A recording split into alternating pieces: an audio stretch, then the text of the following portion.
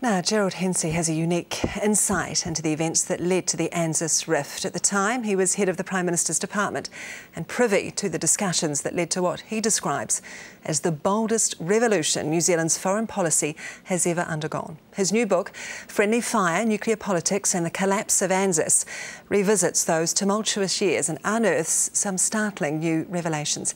Gerald Hensley joins me now. Hello, Mr Hensley. Thank you for coming in this morning.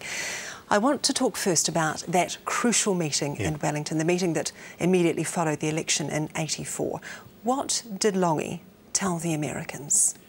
That is still something of an argument. There were no records kept, and as you know, David Lange was a man whom, when he was a little uneasy, the sub-clauses all billowed out and the words and the charm poured out, and people had difficulty working out precisely what he said.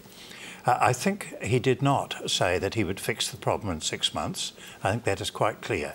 What he did say was over the next 6 months he would be talking within the Labour Party, and as his Secretary of Foreign Affairs, who was there, said afterwards, the Americans would have had no reason to think that he was not going to try to fix the problem over 6 months. Interesting you say that. We have a clip actually of George Soros which we can play from that meeting. We can work this out. Just give me some time. I can't make any kind of a statement right today, but if you can give me 6 months or so, we'll work this out to everyone's satisfaction. So it seems we don't know exactly what was said in that meeting, but that suggests they had some level of reassurance, didn't it? I think very clearly they did. I think we won't know precisely what was said, but I think we know the essence of it, which was the Americans felt that New Zealand would try to work the problem through. And David Lange himself said that to me afterwards, so I assume that that was the message they got. And then how did some members of the Labour Party react after that meeting? Well, the Labour Party conference in September was very strong about the need, no ifs, no buts, no nuclear weapons. And David Lange in public kept giving that message, which alarmed the Americans because they had understood from his private discussions that he was going to try to change things. And when they saw over September, October, a steady repetition of the fact that the policy was non-negotiable, there could be no compromise whatsoever, they began to doubt whether he was really serious about trying to find a way through.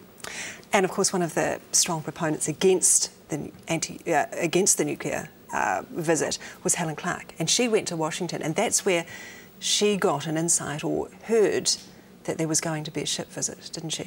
She did.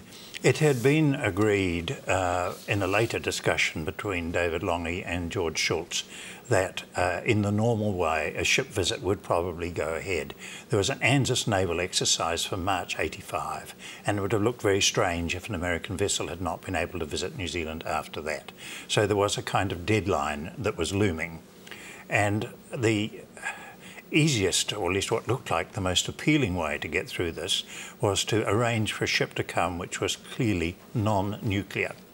And then if that ship had been and gone, we could have laid the whole issue to rest for 2 or 3 years. The Americans had no desire to force us to have these ships, but they couldn't have a naval alliance where we couldn't accept one of their ships because it would affect all their other alliances. And I think we have a clip now of Jim Anderton, who is perhaps indicative of the suspicion that began to grow in the Labour Party. Yes. Now, I think that something was said to Shultz by Lange. I have no evidence of it whatever. But the antipathy of the American administration to Labour wasn't so much to the government itself, it was to Lange. It was very personal. And it was strange because Lange in many ways was less strong on the nuclear issue historically than anyone else. So why was this? I suspect it had to be something to do with Lange and the way he speaks to people. You can't quite grip onto, particularly if you're a stranger and you don't know him very well, what on earth he's talking about sometimes. So what was he talking about to the Americans? Well, he asked his officials, the Secretary of Foreign Affairs, Euan the Chief of Defence Staff, Euan Jamieson, and myself as head of his department, to work on a way to see whether it would be possible to reconcile New Zealand's policy with the American policy or requirements. And in November, the middle of November, David Lange sent Air Marshal Jamieson to Honolulu to discuss the possible ship visit with the American Commander-in-Chief there, Admiral Crower.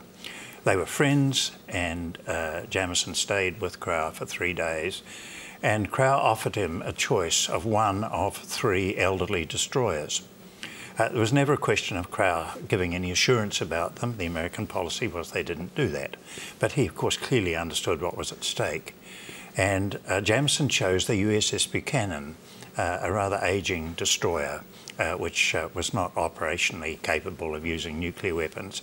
And since it would be making a special trip all the way from Japan, just purely to visit Auckland and then make the trip back, it was clearly in order to fit our policy. And the decision to send Jamieson, was that Lange's decision or was that a cabinet decision? It was Lange's decision. Nothing ever went to cabinet on this. At this stage, when Jamieson was going to Honolulu, Merv Norris, the Secretary of Foreign Affairs, offered the Prime Minister a draft cabinet paper to brief cabinet on where the negotiations were going. And David Lange waved it away and said, I'll brief them myself. But he never did. And of course, Helen Clark came back from Washington with this leak that she had, that there was going to be a ship visit. And she came back and she used that quote that you use in your book, which was, push the button. Yes. Who did she say that to, and what did she mean? Well, I think there was a whole network of peace campaigners and researchers who were very alarmed and vigilant that they felt David Lange would put it, sell them out and make some compromise over and above what they felt was the necessary policy. And so there was really quite a small but energetic organisation there to push the button.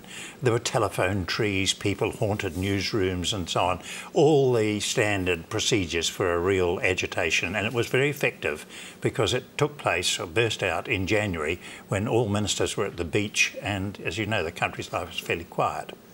And it was about this time, of course, that David Lange went off to Tokelau, and he was virtually uncontactable, and that ultimately put Geoffrey Palmer into the hot seat, didn't it? It put him in, I think, an impossible position. He said to me when I was writing this book that if he could replay the crisis again, the one thing would be that he would have David Lange in the country when it broke, and that's entirely understandable. And in fact, David Lange knew before he went to Tokelau that the American request for a visit for Buchanan, which he had asked for, had arrived. But he appears to have told nobody about it. Well, that's one of the biggest allegations that I think you make in this book, is that Geoffrey Palmer knew nothing, as the Deputy Prime Minister, knew nothing of this planned ship visit, that David Lange just had never briefed him. That was my understanding. Certainly all his other colleagues knew nothing about it. Why did he keep it to himself, do you think? That's one of the mysteries of David Lange's personality. I don't know whether he was uneasy about it. He did not like confrontation. He did not like pushing things. But really, you can only speculate. The book lays out various lines of thinking on this, but I can't come to a firm conclusion. It just was David Lange to a T, that. And you write in the book that Geoffrey Palmer saw a series of cabinet papers written by officials, which Lange had apparently not shown to him. That is right. There was a cabinet meeting fixed originally for the 17th of January, then 28th of January because David Lange was away in Tokelau. And obviously for those things a series of cabinet papers in the usual way was prepared. It was a big one which Foreign Affairs had done. There was an intelligence one from the External Intelligence Bureau, but the main one was a paper signed by Air Marshal Jamieson on how he, as head of the Defence Force, assessed the likelihood of the ship being nuclear armed. And he said in that he could not, of course, give a flat assurance because you'd have to go over the ship from bow to stern to do that, but that he was convinced it was highly unlikely that it was. And you're very sure that Geoffrey Palmer never saw these, had never seen these? Oh, I think he saw them all right. They just never went to Cabinet. They were lying around, but they never formed any part of a Cabinet discussion. And in fact, there never was a Cabinet discussion of the whole thing. OK, so Geoffrey Palmer then sent a letter to Lange in the islands with his Press Secretary, Ross Vintner. What did that letter say? Well, it was hardly a letter, it was just a brief series of notes. But he said that the trouble had broken out. He thought that the Australians were leaking against us. He said the peace movement are still with us, but they may break over this. It really was a series of very brief bulletins to tell David Lange something of the gravity of the situation. And then So David Lange flies back home. He goes straight into that cabinet meeting. And what does he do? Well, before that, I think the key point was an Air Force plane went up to collect him from Pango Pango, and with his press secretary, Ross Vintner, who brought the cabinet papers, Geoffrey Palmer's note and some other material.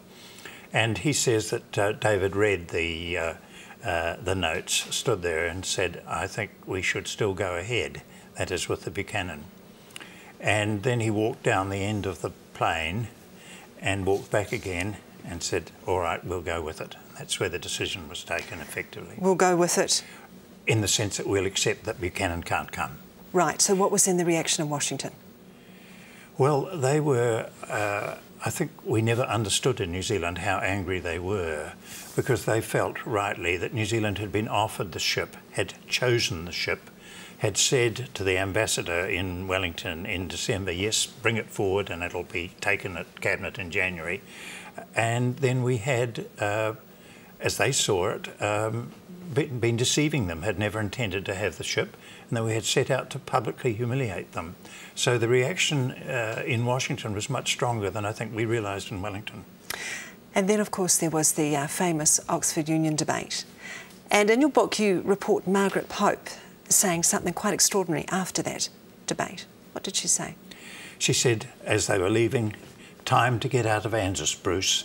This was to the Deputy High Commissioner in London, and it's his testimony in print that I'm using there.